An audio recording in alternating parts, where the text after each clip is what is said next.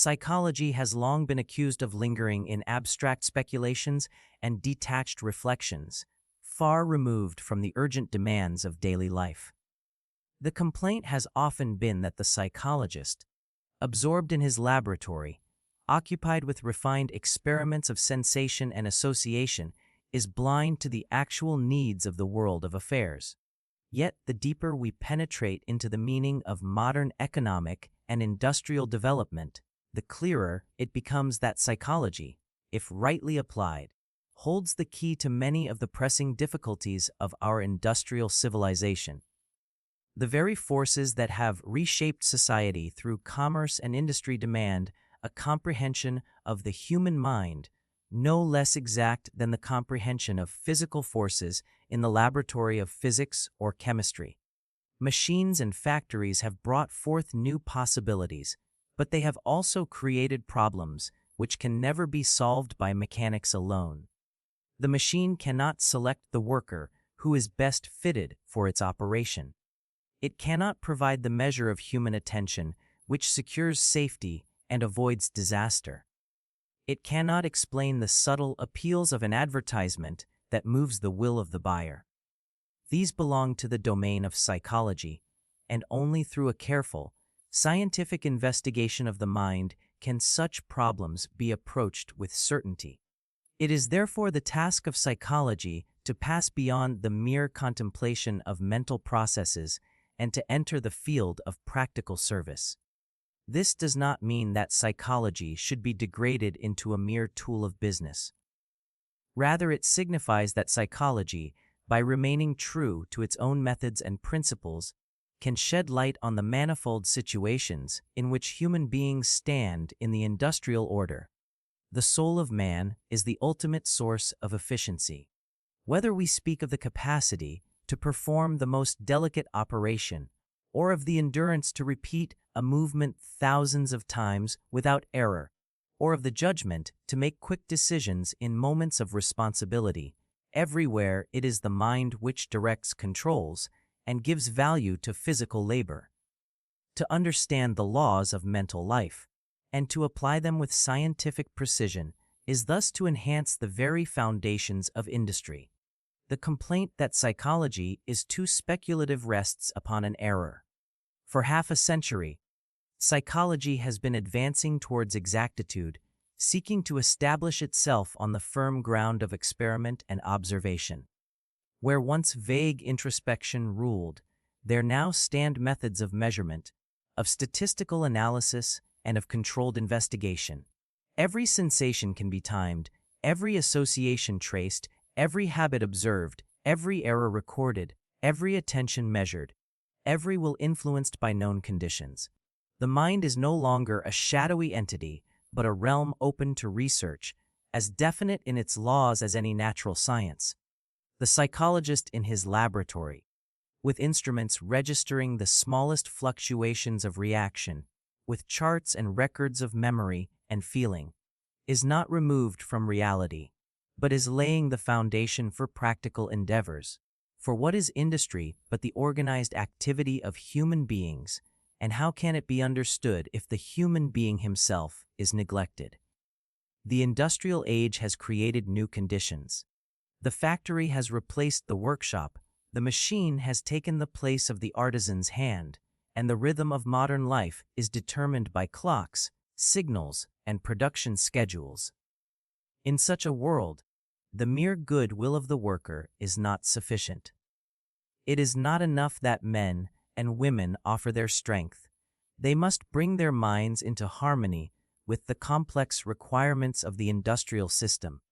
Errors in attention may result in accidents, fatigue may undermine efficiency, monotony may kill the joy of work, while misjudgments in selection may waste the talents of countless individuals.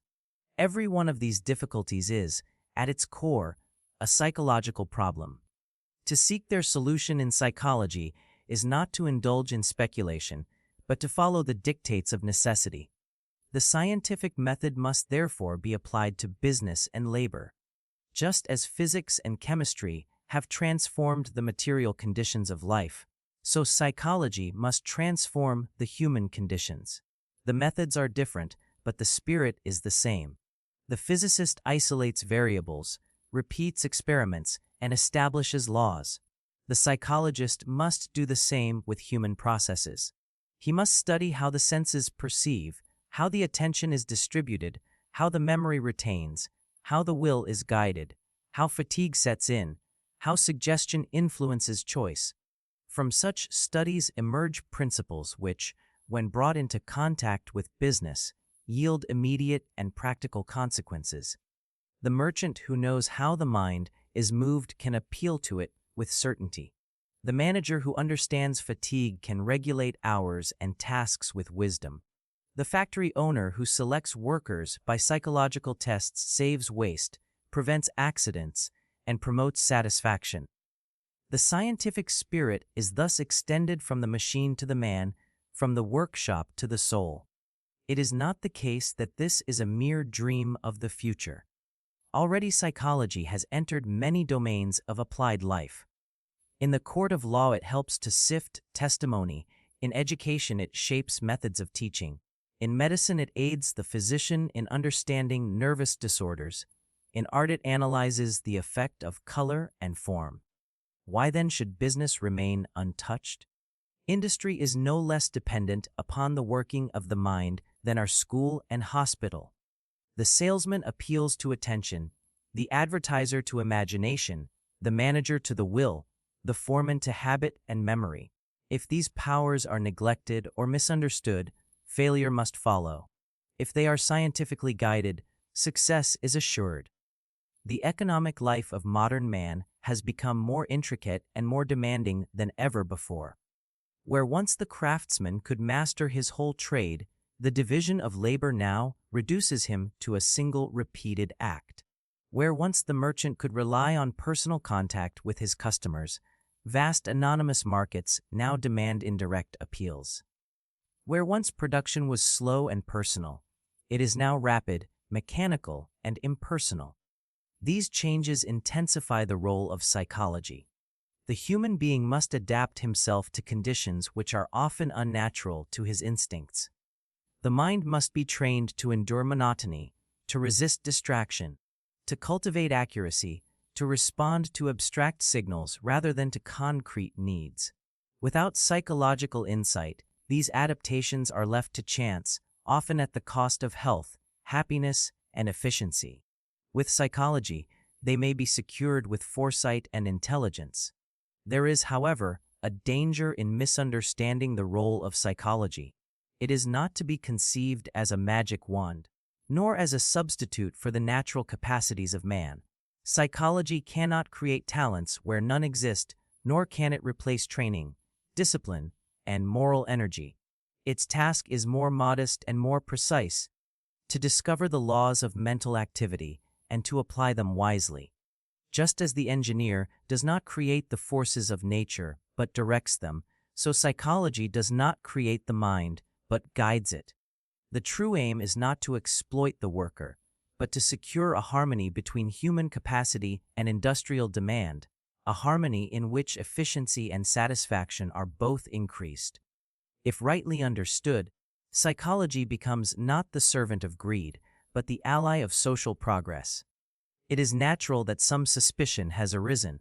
Men fear that psychology in industry may be used merely as an instrument to increase output at the expense of the worker, to transform the individual into a machine part, to exploit his powers until exhaustion sets in. Such fears are not unfounded if psychology is misused. But the responsibility lies not with the science, but with those who apply it. In its genuine form, psychology seeks not the destruction, but the preservation of human values. It reveals the limits of endurance, it warns against overstrain, it shows the dangers of monotony, it insists on proper selection. It is, in truth, a safeguard of humanity in the midst of machinery. To neglect it is to neglect the very welfare of the worker.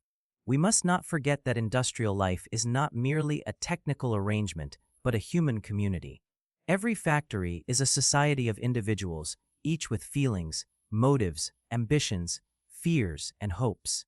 The efficiency of the whole depends not only on machines and materials, but on the interplay of these mental forces. Cooperation, loyalty, discipline, initiative, these are psychological qualities. A science which neglects them is incomplete.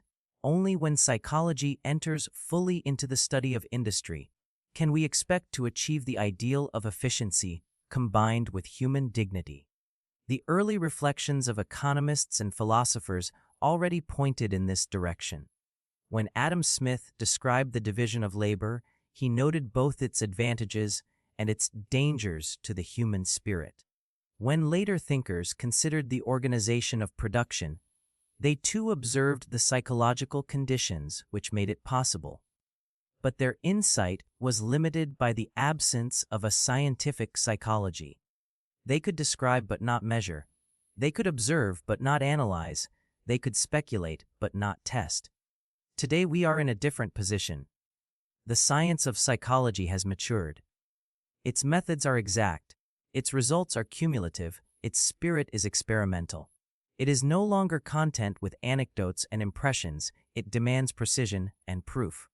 With such tools, the reflections of earlier thinkers may be transformed into systematic investigations, and their scattered insights may be developed into a coherent body of knowledge.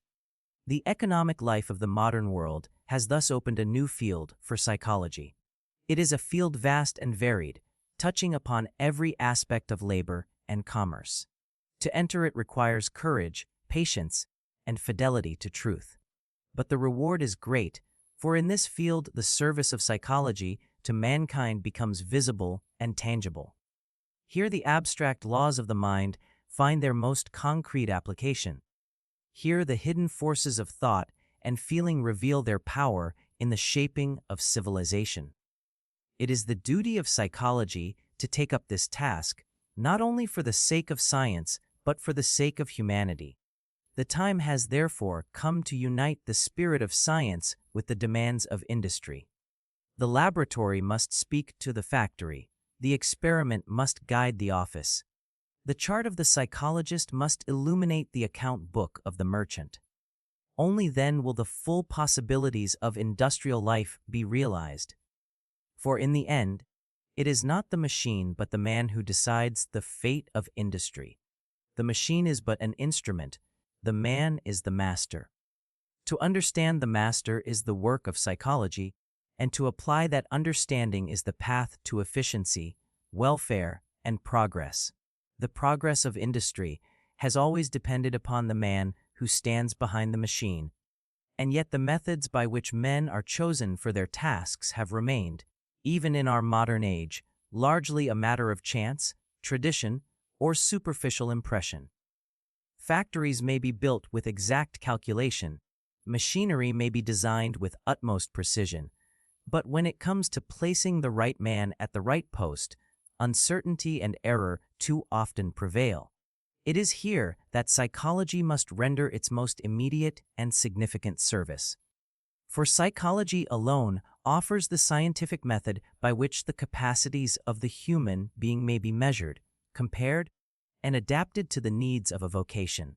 Just as the engineer selects the material most fit for a structure, so the manager must select the worker most fit for a task. To do this without psychology is to gamble.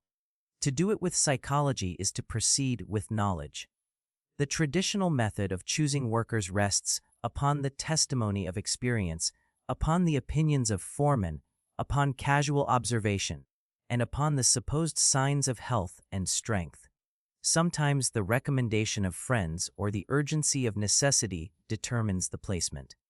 Such methods may sometimes succeed, but they just as often fail, leading to wasted effort, frequent changes, accidents, and dissatisfaction. The result is inefficiency for the employer and disappointment for the worker. For no matter how good the will may be, a man cannot succeed in a task for which he lacks the necessary mental qualities. To place a slow and hesitating mind in a position where rapid decisions are required is to court disaster. To put one of nervous temperament in an occupation demanding monotony and patience is to invite breakdown. The right man must be sought with more than intuition, he must be found with the methods of science. The psychological method of selecting workers begins with an analysis of the task itself. It is not sufficient to know that a machine must be operated or that a process must be carried out. We must determine precisely what mental acts are demanded by the work. Does it require quick reaction to signals? Does it involve sustained attention to monotonous movements? Does it call for accurate perception of minute details? Does it depend on memory, on imagination, on judgment? Every occupation contains its own psychological profile, a pattern of mental functions upon which success depends. To analyze this pattern is the first step of the scientific method. Only then can we proceed to test whether the individual possesses those functions in adequate degree. Aptitude testing becomes the central instrument of this process. Just as in the laboratory, we can measure the time of a reaction or the accuracy of a perception, so we can apply similar tests to the candidates for a position. By arranging situations which reproduce, in simplified and controlled form, the demands of the occupation, we may observe how the individual responds. If the task requires quick response to a signal, we present signals in the laboratory and record the times. If the work requires steadiness of hand and eye, we test for tremor and for precision in movement. If the occupation involves resistance to fatigue, we measure the decline of attention over long intervals. If memory is essential, we present lists or forms and examine retention. In every case, the psychological test translates the vague impression into definite figures, and by comparing many individuals, we discover the limits within which efficiency lies. The value of such methods is easily seen. In an age when accidents in factories and railways claim thousands of lives, when errors in offices cause losses of millions, when the wrong man in the wrong place multiplies inefficiency, every advance in scientific selection means an increase of safety, of wealth, and of welfare. Consider the motorman of the electric car who must react within a fraction of a second to prevent collision, or the signalman who must not mistake one light for another, or the worker in a chemical plant who must detect the faintest change in color. Here, psychological tests can determine beforehand whether the candidate possesses the requisite powers. It is better to test 100 men and reject 90 than to place one incapable man in such a position of danger. The protection of life itself becomes dependent on psychology. Vocational guidance, however, extends beyond the prevention of accidents. It embraces the larger aim of securing satisfaction and harmony in the choice of a career. Every individual possesses a unique combination of abilities and inclinations. Some excel in rapid perception, others in sustained attention, others in mechanical skill, others in imagination and invention. To force such diverse individuals into unsuitable vocations is to waste their talents and to condemn them to unhappiness. Psychology offers the means of discovering the hidden aptitudes and of directing them to their proper field. For the boy leaving school, uncertain of his future, tests may reveal whether his gifts lie in mathematics, in manual skill, in observation, or in leadership. For the man dissatisfied in his trade, psychological analysis may open the path to a more fitting occupation. Thus, psychology becomes a guide not only to the employer but to the worker himself. It is important to remember that vocational guidance is not merely a question of economic efficiency. It is a question of human welfare. A man who labors in harmony with his natural abilities feels joy and pride in his work, develops his powers, and serves society with enthusiasm. A man forced into unsuitable employment feels strain, discouragement, and often moral decline. To discover the right vocation is therefore to promote not only wealth but happiness. The true value of psychology lies in this union of industrial efficiency with human fulfillment. The methods of psychology, however, must not be misunderstood. They are not limited to crude mechanical tests, but embrace the whole range of mental life. Intelligence itself may be measured in its various aspects: reasoning, comprehension, adaptability. Emotional tendencies can be analyzed: stability, impulsiveness, irritability. Even the moral qualities, though less easily captured, leave their traces in behavior and may be revealed by suitable situations. The aim is not to reduce man to a number, but to understand him in his totality. Every test is but a window through which a part of the mind is seen. The combination of many tests yields a picture of the whole. Only in this way can the right relation between man and vocation be secured. In applying these methods, we must distinguish between individual selection and vocational classification. In the one case, we ask whether a particular man is fit for a particular post. In the other case, we ask to which general type of vocation a person belongs. Both are important. The factory may need to know which of 100 applicants is the best for a delicate task. The school may need to guide its pupils towards one of many possible trades. In each case, psychology provides the answer. The tests may vary in detail, but are united in principle. They reproduce the essential demands of the occupation and measure the individual's response. It may be asked whether such testing does not limit freedom and reduce individuality to mechanical conformity. The answer is that freedom is not destroyed, but increased. For true freedom lies not in chance or ignorance, but in knowledge and self-realization. The man who knows his capacities and chooses accordingly is freer than the man who blunders into an unsuitable career. The tests do not impose, they reveal. They do not force a choice, they guide it. And in guiding, they preserve the dignity of the individual by securing his right place in the social order. The importance of vocational guidance becomes still greater in view of the immense waste which results from misplacement. Factories are filled with workers who are constantly changing their posts, who never find satisfaction, who fail and are dismissed, who pass from job to job without stability. This waste of training, of time, and of energy is a burden upon society. If psychology can prevent even a fraction of it, the gain is incalculable. To discover beforehand that a certain boy has no aptitude for fine mechanical work but excels in large movements, or that another lacks mathematical comprehension but shows talent for drawing, is to save years of futile effort and disappointment. The school, the factory, and society as a whole profit from the foresight which psychology provides.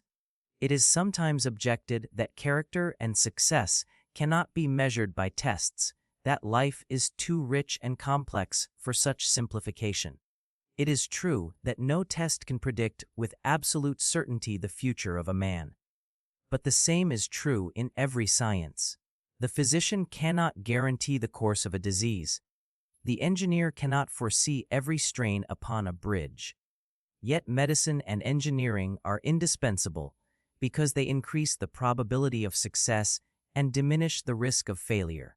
Psychology does the same for vocational life. It does not eliminate uncertainty, but it reduces it. It does not predict destiny, but it guides choice with far greater assurance than mere chance or intuition. The future of industrial society depends upon the wise use of such methods. As the demands of industry grow more complex, as machines become more intricate, as specialization increases, the margin of error becomes narrower. Only the man exactly fitted for his post can secure efficiency. To leave his selection to chance is to imperil the whole system. Psychology alone provides the instruments by which such selection can be made rational. Its task is therefore not a luxury, but a necessity of the modern age. When we look upon the millions engaged in labor, we may see at once the tragedy of misplacement and the promise of scientific guidance. How many suffer in silence because their daily work demands what their minds cannot give? How many remain idle because their true talents are hidden and unrecognized? How many waste their energy in fruitless attempts while society loses the contributions they might have made?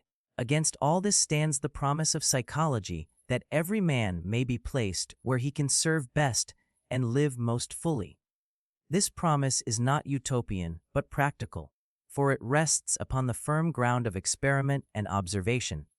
Already in schools, in factories, in military service, such tests have been applied with success. Their further development will enlarge the sphere of human efficiency and happiness. The best possible man for every task. That is the ideal towards which psychology points. It does not mean that all men shall be alike, but that each shall find his right place. Diversity of gifts is the strength of humanity. One excels in speed, another in patience, one in vision, another in calculation. To bring these gifts into harmony with the manifold needs of society is the work of psychology.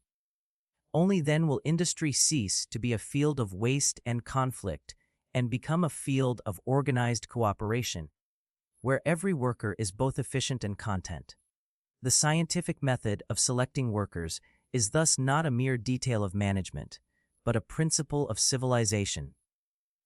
It transforms the relation between man and work, between individual and society. It converts chance into order, waste into efficiency, dissatisfaction into fulfillment. It secures not only the best possible man for the task, but also the best possible life for the man. This is the true promise of psychology in industry, a promise which, if realized, will stand among the great achievements of human progress.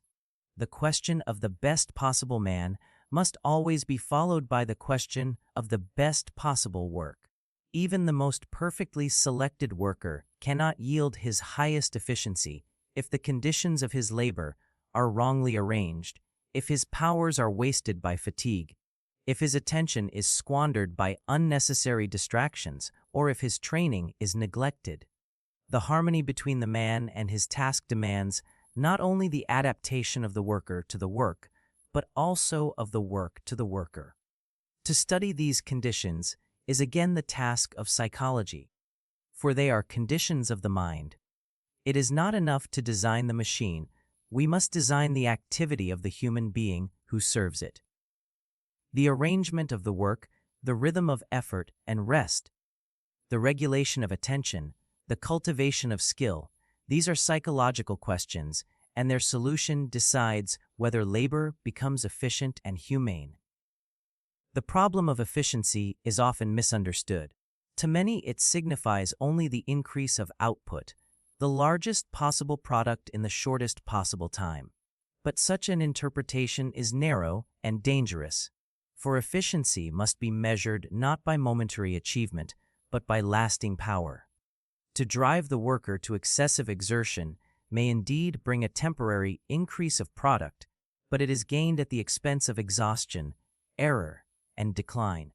True efficiency is not to demand the utmost at once, but to regulate effort in such a way that it may be sustained without deterioration. The human organism is not a machine of iron, it is a living system, subject to fatigue, influenced by emotion, dependent upon attention. To ignore these facts is to mistake apparent success for real failure. Psychology insists that efficiency is the harmony of effort and rest, of concentration and relaxation, of skill and renewal. Fatigue is the great enemy of efficiency. Every act of attention, every contraction of muscle, every movement of will consumes energy. When this expenditure is prolonged without interruption, the power of the organism diminishes. Reactions become slower, errors increase, irritability arises, accidents occur. In extreme cases, the whole nervous system breaks down, and the worker becomes incapable of further labor. The study of fatigue, therefore, belongs to the central tasks of psychology in industry. It is not enough to observe its gross effects, we must measure its first beginnings. The laboratory has devised methods to record the decline of attention, the increase of reaction time, the change in accuracy, the loss of steadiness.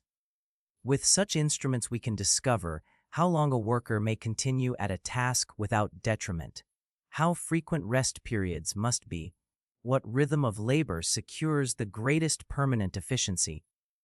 The result is often paradoxical. A shorter working day may yield a greater total product than a longer one, because the hours are filled with alert and accurate work instead of with fatigued and careless movements. Rest pauses may increase the product because they renew attention and restore energy.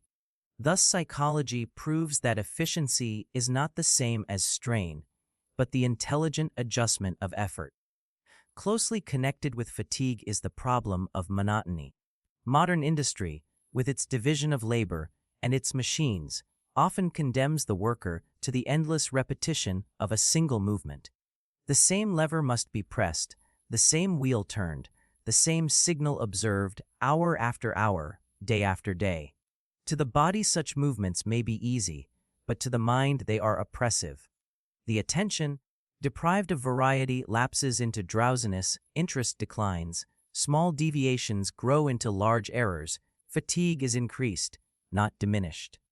Monotony is therefore not merely a source of boredom. It is a cause of inefficiency and danger. Psychology must study the mental effects of monotony and suggest remedies. Sometimes variety can be introduced by alternating tasks.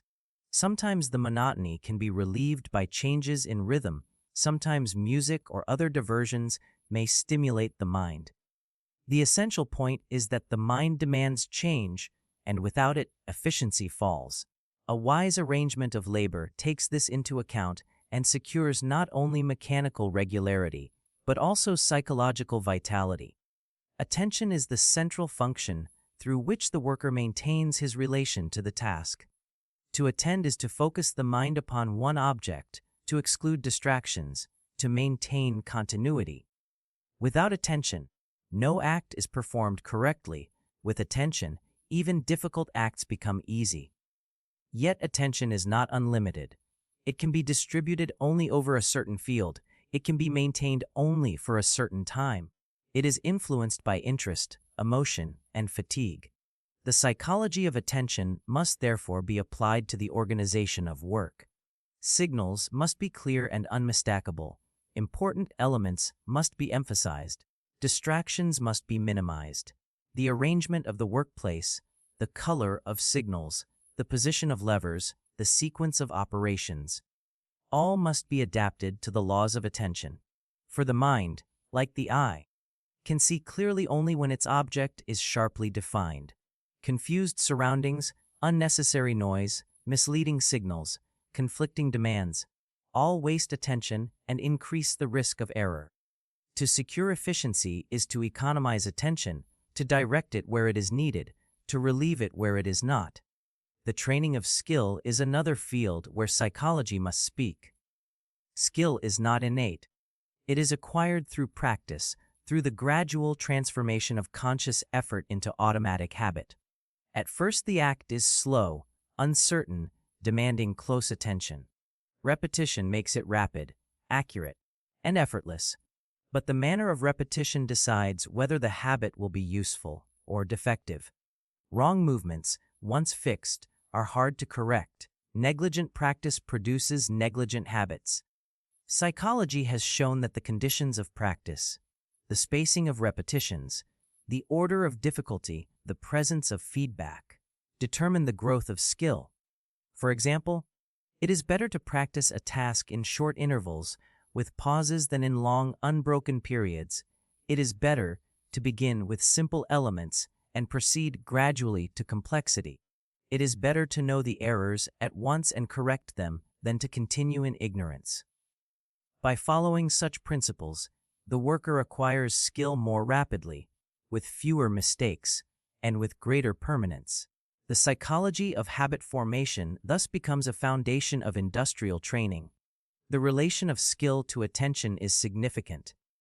As habits are formed, attention is released from the details of action and may be directed to higher tasks. The novice must think of every movement. The expert acts without thinking. This liberation of attention makes possible greater efficiency, for the worker may then supervise, adjust, and control instead of merely executing. Yet the danger is that habits may become so automatic that attention lapses altogether and the mind becomes dull. Here again psychology offers the warning that skill must be cultivated without destroying alertness, that automaticity must be balanced with supervision, that the worker must remain master of his habits and not their slave. The psychology of efficiency extends even to the emotional and social conditions of work. Cheerfulness, confidence, and interest increase efficiency, anxiety, discouragement, and hostility decrease it. The relation between worker and foreman, the spirit of cooperation, the sense of justice, all influence the mind and therefore the product. A harsh word may diminish output more than a defective machine. A sense of fairness may inspire greater effort than an increase of wage. Psychology does not ignore these factors, but insists that they are as real as fatigue or attention. To regulate them is part of the art of industrial management. The wise leader knows how to awaken enthusiasm, how to inspire loyalty, how to create a community of effort. In this, too, psychology gives guidance. The application of psychological principles to work does not mean that industry should be made easy or pleasant at the cost of discipline. Work must remain work. It demands effort, regularity, and control. But it must not be wasteful effort, unnecessary regularity, or mechanical control. It must be adjusted to the natural laws of the mind so that every expenditure yields the greatest return. To demand more is folly. To demand less is weakness. The aim is not to pamper the worker, but to make his work rational. When he labors under conditions which respect his psychological nature, he produces more, he suffers less, and he lives more fully. It is sometimes said that such psychological considerations are unnecessary, that industry has advanced for centuries without them, that common sense and experience suffice. But this is the same argument which once denied the value of science in medicine or agriculture. For thousands of years men healed the sick without physiology and sowed the fields without chemistry. Yet when physiology and chemistry entered, medicine and agriculture were transformed.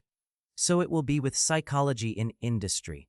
Common sense remains, but it is enlightened. Experience remains, but it is organized.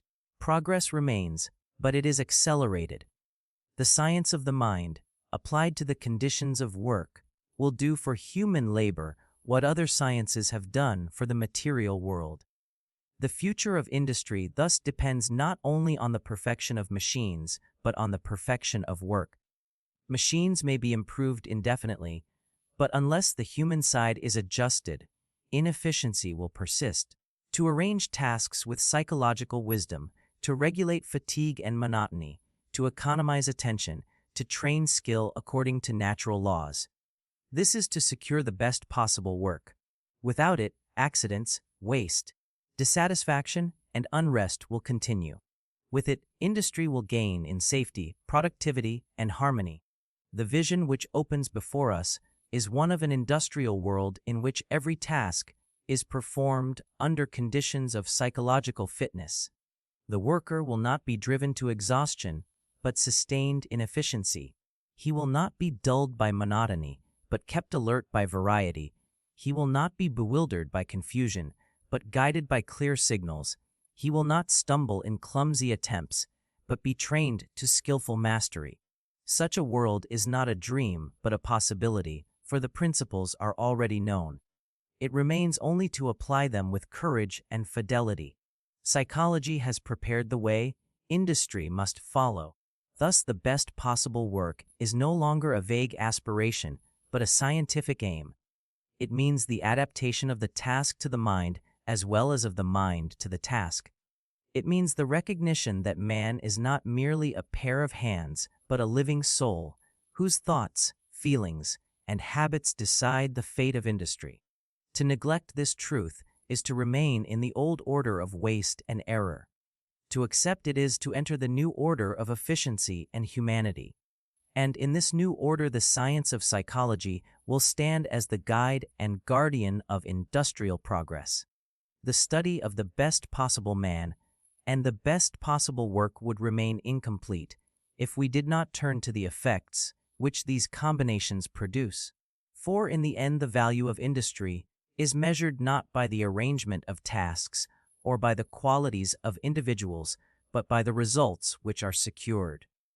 These results must be measured with precision, must be analyzed in relation to the conditions that influence them, and must be safeguarded against the errors which diminish their worth.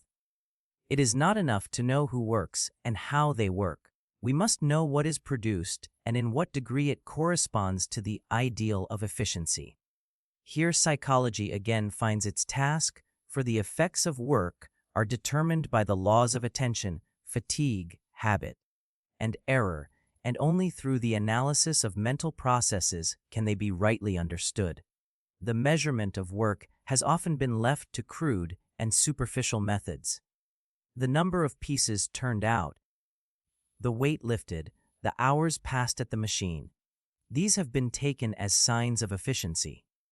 But such measures are inadequate, for they do not reveal the inner quality of the result. 1,000 pieces may be produced, but if they are defective, their value is nothing. A long day may be spent in toil, but if fatigue has introduced errors, the effort is wasted. True measurement must unite quantity and quality, and must relate them to the psychological state of the worker. Psychology provides the means to do this by devising methods to test accuracy, steadiness, judgment, and error. The result is a more exact standard of efficiency, one which does not deceive with mere numbers, but reflects the real service rendered. The influences upon productivity are manifold, and many of them lie in the realm of the mind. The physical conditions of the factory, the arrangement of machines, the supply of materials, all are important, but equally decisive are the psychological influences. A cheerful spirit, a sense of fairness, a consciousness of progress, and interest in the task all increase productivity. On the other hand, monotony, injustice, fear, and discouragement diminish it. The same worker may produce much or little according to the mental atmosphere in which he labors. Psychology shows that the product is not a mere mechanical function of strength and skill, but a living expression of will, attention, and emotion. To regulate these influences is therefore as essential as to regulate the machines. The wise employer understands that human beings are not cogs in a wheel, but souls whose efficiency depends on their inner state. Human error is the constant companion of human work. No matter how skillful, no matter how well trained, no worker can entirely escape mistakes. The psychologist does not merely lament this fact, but seeks to analyze its causes and to diminish its frequency. Errors may arise from fatigue, from distraction, from overhaste, from false associations, from illusions of perception. Each of these causes may be studied in the laboratory and in the workshop. The time of reaction may be measured, the accuracy of perception tested, the influence of fatigue recorded, the conditions of distraction observed. From such studies we learn how errors occur and how they may be prevented. For example, it is known that errors increase rapidly after a certain period of continuous attention, and that rest restores accuracy. It is known that similar signals may be confused, and that distinctness prevents mistakes. It is known that habits may lead to false responses when unusual situations occur, and that training in variety reduces this danger. By applying such knowledge, industry may diminish the toll of error which now burdens it. Accidents are the most tragic form of error, for they destroy not only efficiency, but human life and health. The statistics of accidents in factories, mines, and railways are appalling, and every investigation shows that the majority are due not to external causes, but to the mental state of the worker. A slip of attention, a failure to perceive a signal, a mistaken movement, a rash impulse. These are the roots of accidents. The machine itself is seldom at fault. The human mind is the weak point. To prevent accidents is therefore to regulate the conditions of attention, to diminish fatigue, to simplify signals, to cultivate caution, to train judgment. Psychology must contribute to this prevention by studying the exact moments when attention fails, the forms of distraction which are most dangerous, the temperaments most prone to rashness. From such studies arise practical measures, clearer signals, better lighting, pauses for rest, warnings at critical moments, instruction in safety habits. Every life saved is a testimony to the service of psychology. Quality control is another field in which psychological influences are decisive. The demand of industry is not merely for a large product, but for a uniform and reliable one. The slightest deviation may spoil the whole. The worker must therefore maintain a constant standard, and this depends on steadiness of attention, on resistance to fatigue, on freedom from emotional disturbance. Psychology has shown how difficult such constancy is, for the mind fluctuates in waves of attention and in rhythms of effort. But it has also shown how constancy may be increased. Clear instructions, simple methods, feedback to the worker, encouragement, and recognition all secure greater uniformity. Where such psychological aids are absent, quality declines, not because the worker is unwilling, but because the mind is not properly guided. Quality control must therefore be conceived not merely as a technical inspection at the end, but as a psychological regulation during the process itself. The measurement of results also serves another purpose. It gives the worker himself a consciousness of achievement. Nothing stimulates effort so much as the knowledge that it is effective. When the worker sees the product of his labor measured and valued, he feels pride and responsibility. Psychology teaches that such feedback strengthens will and sustains attention. On the other hand, when the product disappears into an anonymous process without recognition, interest declines and efficiency falls. To measure results is therefore to give meaning to work, and meaning is the deepest source of productivity. We must not overlook the influence of suggestion upon results. The expectations of the worker, the example of his fellows, the spirit of the group, all exert a powerful effect. If the standard is high and achievement honored, each strives to reach it. If negligence is tolerated and mediocrity accepted, all sink to the lower level. The psychology of suggestion explains this, for the mind tends to conform to the ideas and attitudes presented to it. The wise manager therefore creates an atmosphere of ambition, of loyalty, of striving, and the results follow. No mechanical arrangement can replace this influence, for it touches the very springs of will. The study of results also reveals the relation between speed and accuracy. Often the demand for rapidity diminishes quality, while the demand for accuracy diminishes speed. The problem is to find the proper balance. Psychology investigates this by measuring the curves of practice, by analyzing the types of error, by recording the fluctuations of attention. It shows that up to a certain point speed and accuracy may increase together, but beyond that point they diverge. The art of management is to fix the standard at the point of maximum total efficiency. Without psychological knowledge, the standard is set blindly, sometimes too high, sometimes too low, always with loss. With psychology, it is set with precision. The importance of psychological analysis of results is further seen in the fact that industry is becoming more dependent upon exact standards. In earlier times, the craftsman was his own judge, and the variation of his product was accepted. Today, uniformity is demanded, and the slightest deviation may mean loss.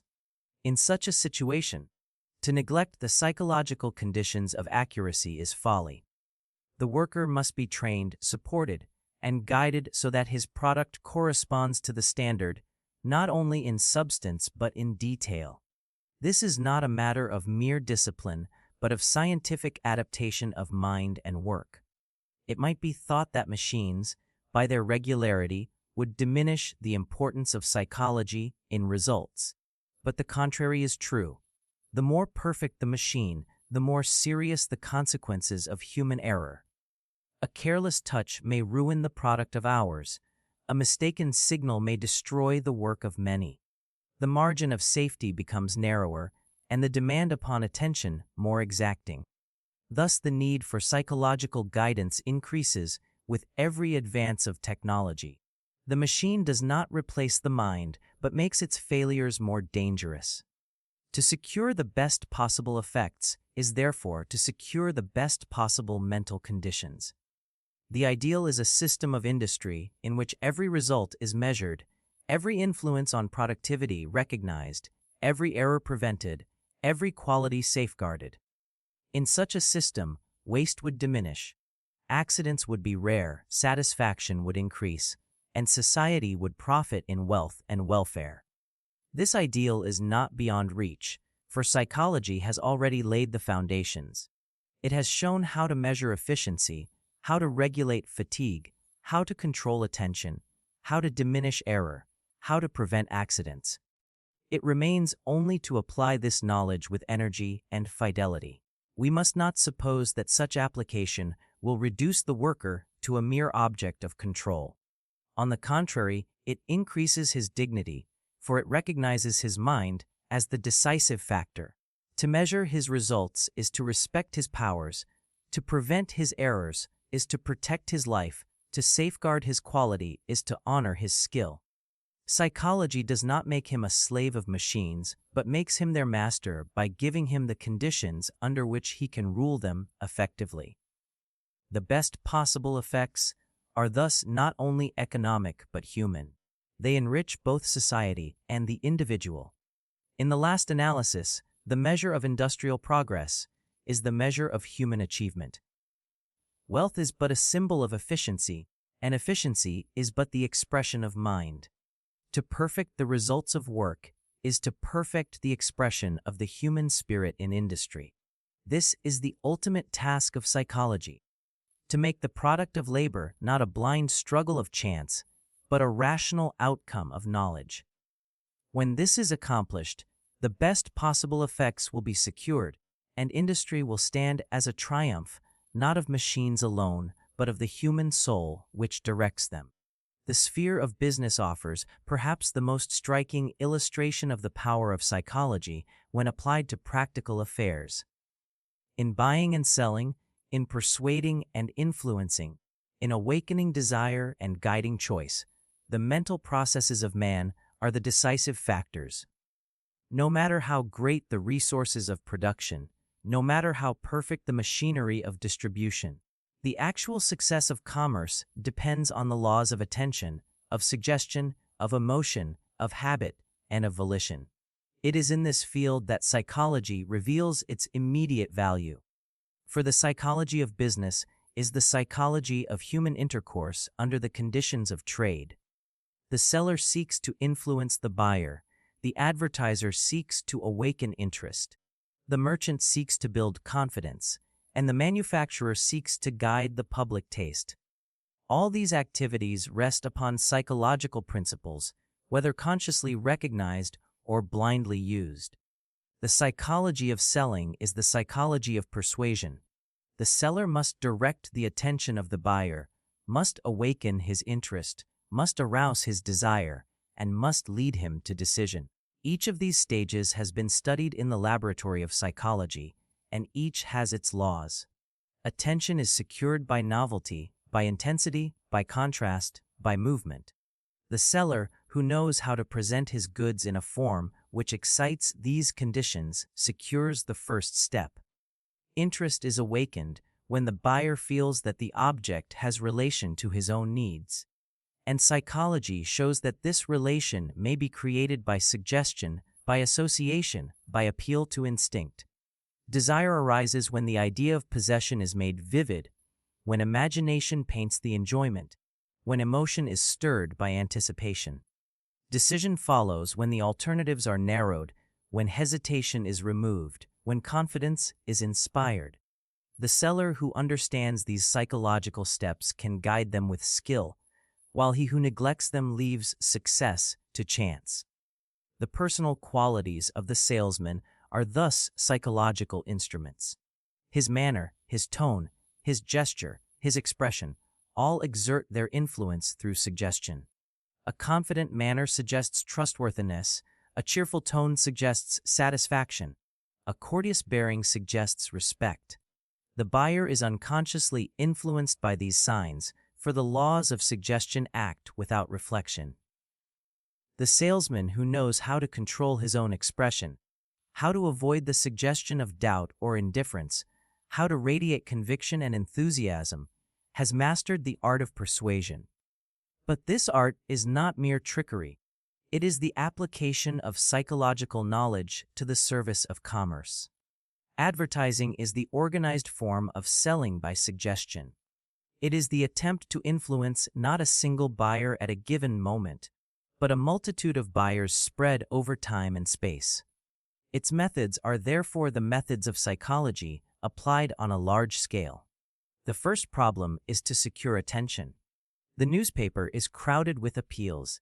The street is filled with posters, the magazine with illustrations.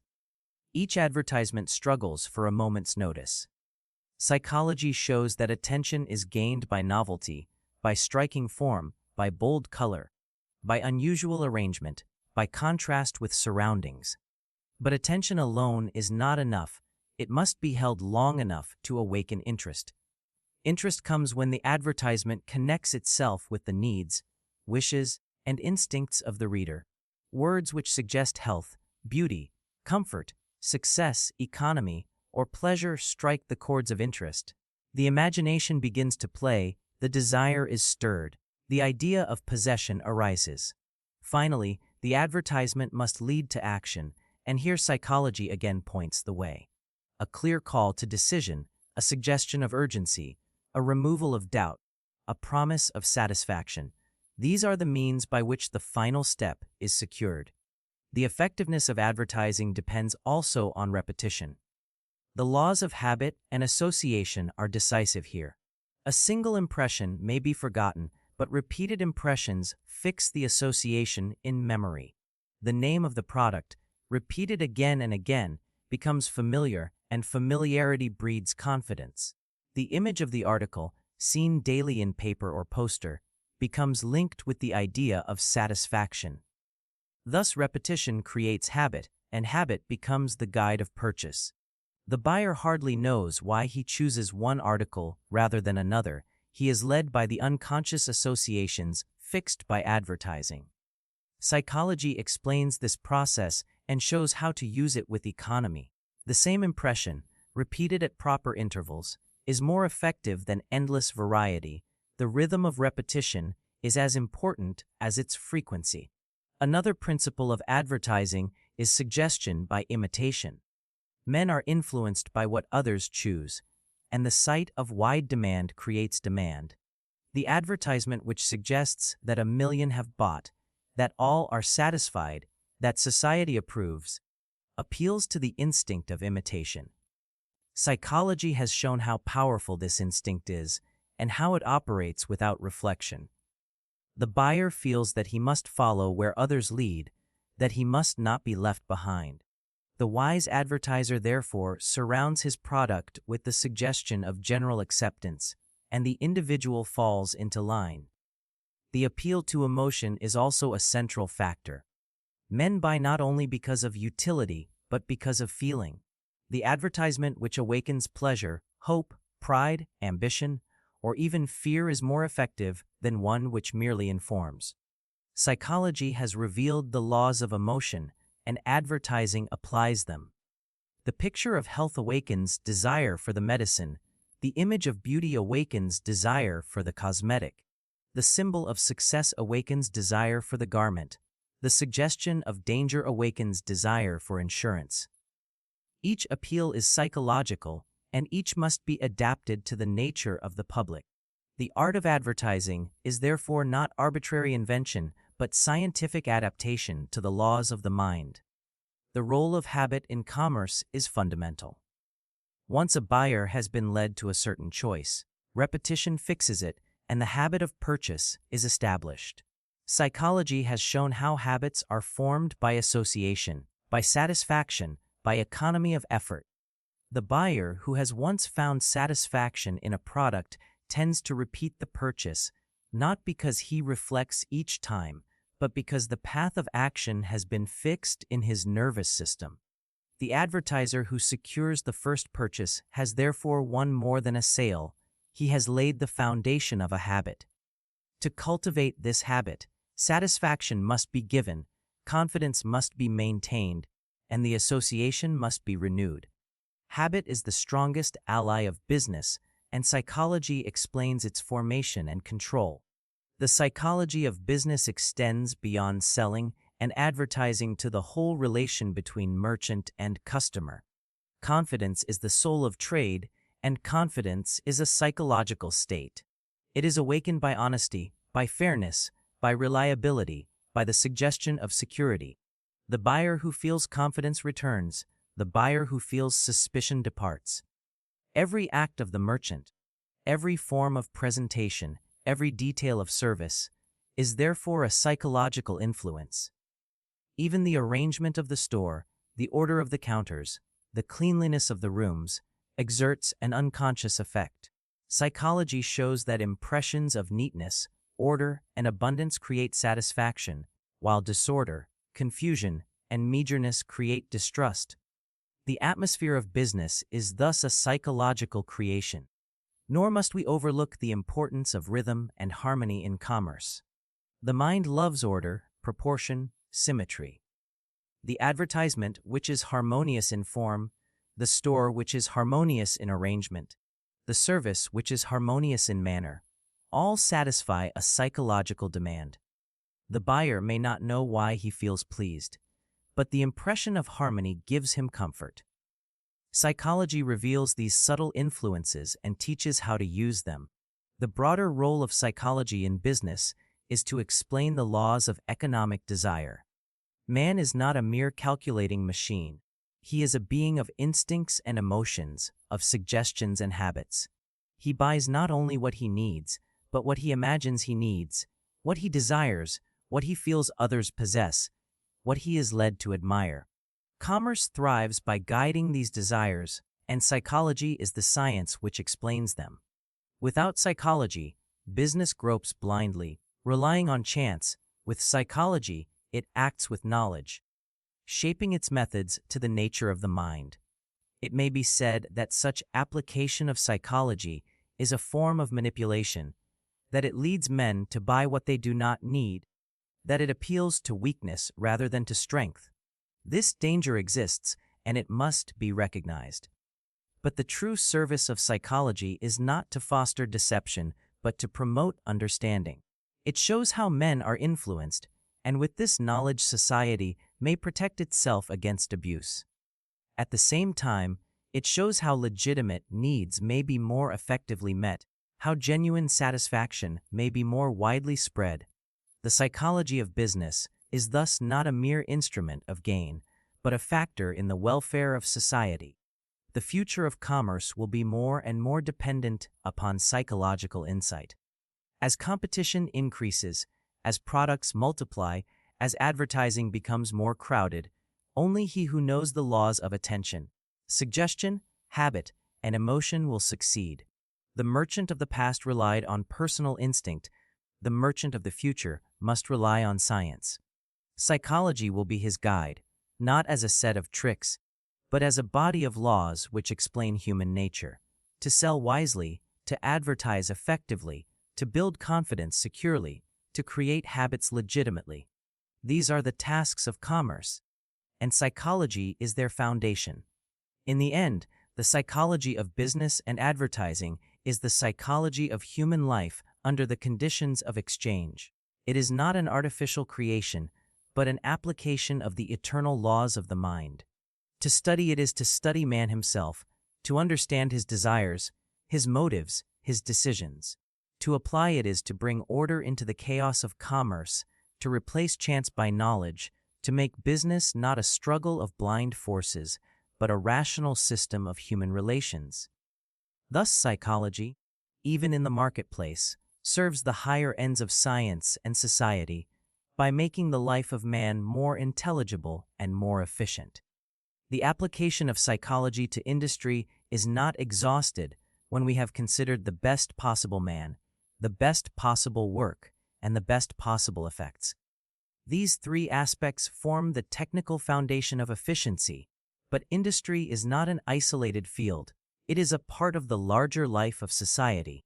Its methods and results react upon social welfare, upon ethical standards, and upon the future development of civilization. The psychologist who devotes himself to industry must therefore not ignore these broader relations. He must see that efficiency is not an end in itself, but a means to human welfare, and that the progress of industrial psychology must harmonize with the moral ideals of mankind. The relation between industrial psychology and social welfare is intimate and profound. Industry is the basis of the material life of society, and whatever increases its efficiency increases the resources with which society may pursue its higher aims. Every improvement in the selection of men, in the arrangement of work, in the prevention of error, adds to the wealth of the community. But wealth alone is not welfare. The decisive question is whether the increase of efficiency contributes to the happiness and development of individuals. Psychology, by its very nature, concerns itself with the life of the individual mind, and thus it serves as a bridge between industry and welfare. When it makes work less fatiguing, less monotonous, less dangerous, more interesting, more successful, it promotes not only production but also satisfaction. It changes labor from a burden into an activity in which the worker feels the joy of achievement. In this way, industrial psychology contributes directly to the welfare of society. Yet, we must also recognize that efficiency may be misused. The demand for greater production may lead to excessive strain, to overwork, to exploitation. The psychological laws which enable us to increase output may be applied without regard for the health and happiness of the worker. Here arises the ethical question: what are the limits of efficiency? The answer cannot be found in psychology alone, for it belongs to the moral consciousness of society. But psychology can illuminate the problem by showing the real conditions of human labor. It shows that efficiency is not increased by excessive hours, that fatigue diminishes accuracy, that monotony destroys interest, that injustice reduces loyalty. These facts are not merely technical but ethical, for they prove that true efficiency coincides with humane treatment. The attempt to sacrifice the worker to production is not only immoral but uneconomical. The psychology of labor thus vindicates the demands of justice by showing that they are in harmony with the demands of efficiency. The ethical questions of efficiency extend beyond the conditions of the workshop to the relations of industry as a whole. The employer and the worker, the producer and the consumer, the individual and society, all are concerned. If psychology gives the employer power to select and control men, it also imposes upon him the duty to use this power wisely. If it enables the advertiser to influence the public, it also warns him against deceiving and exploiting. If it reveals the laws of habit, it demands that they be used for good and not for harm. The psychologist cannot dictate the moral law, but he can make clear the consequences of action, and thus he can support the ethical conscience of mankind. The future of industrial psychology depends upon this alliance with ethics. If it is used merely as a tool of gain, it will arouse suspicion and hostility. If it is used as a means of welfare, it will win confidence and approval. The broader reflections on industrial psychology lead us to consider its place in the future development of society. Industry is becoming more complex, more technical, more dependent on scientific knowledge. The old reliance on instinct and tradition is no longer sufficient. The future belongs to science, and psychology must take its place beside physics, chemistry, and engineering. It will not replace them, but it will complete them, for man is not only a mechanical agent, but a mental being. The machine must be adapted to the man, and the man must be guided by knowledge of his mind. In this lies the future of psychology in industry. The application of psychology will extend to every branch of business. In selection, new methods of testing will be devised, more exact and more comprehensive. In training, new forms of instruction will be developed based on the laws of learning and habit. In work, new arrangements will be created guided by the laws of attention and fatigue. In advertising, new appeals will be designed, founded on the analysis of emotion and suggestion. In management, new systems will be established, supported by the psychology of leadership and cooperation. Every advance in psychological knowledge will find its practical application, and industry will become more and more a scientific organization of human energies. But the ultimate future is not merely technical. The deeper significance of psychology in industry is that it will help to humanize labor. The machine age has often threatened to make man a mere appendage of steel and iron. The monotony of the factory, the strain of the office, the impersonality of commerce have seemed to reduce the worker to a number. Psychology, by showing that efficiency depends on mental conditions, restores man to his place at the center. It proves that attention, interest, satisfaction, and meaning are decisive. It thus helps to transform labor into a field in which personality is recognized and respected. The future society will not be satisfied with wealth alone. It will demand that labor itself be a source of joy. Industrial psychology points the way to this ideal. The social consequences of such development are far-reaching. As work becomes more efficient and more satisfying, the antagonism between labor and capital will diminish. Strikes and conflicts arise largely from dissatisfaction, from injustice, from misunderstanding. Psychology cannot remove all causes of strife, but it can reduce them by creating conditions in which both sides gain. The worker will see that his welfare is promoted by efficiency, and the employer will see that efficiency is promoted by welfare. The common ground will be enlarged, and cooperation will replace conflict. Thus, psychology may contribute not only to industry but to social peace. We may also foresee that the influence of psychology will extend to education, to politics, to art, to religion. Everywhere man is active, and everywhere his activity depends on mental laws. The application of psychology to industry is only one chapter in a larger book. But it is a chapter of special importance, for industry touches the lives of all. It determines the bread we eat, the clothes we wear, the houses we live in, the books we read, the amusements we enjoy. To make industry more efficient, more humane, more rational, is therefore to improve the very substance of human life. This is the task to which psychology now addresses itself. The final insight which we gain is that the union of psychology and industry is not a mere accident of the present age, but a necessity of human progress. As long as man works, as long as he seeks to produce and to exchange, his success will depend on his knowledge of himself. The future of business and society will be shaped not only by the discoveries of material science, but by the discoveries of psychology. The more we know of attention, memory, habit, emotion, suggestion, the more wisely we can organize labor, commerce, and administration.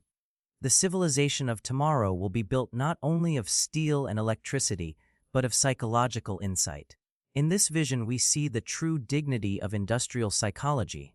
It is not a narrow specialty, but a science of wide horizons. It studies man in his most characteristic activity, the activity of labor, and it seeks to make that activity efficient, satisfying, and moral. It unites science and practice, individual and society, knowledge and welfare. Its final purpose is not merely to increase wealth, but to increase the meaning of human life. If it is faithful to this purpose, it will become one of the most beneficent forces of civilization.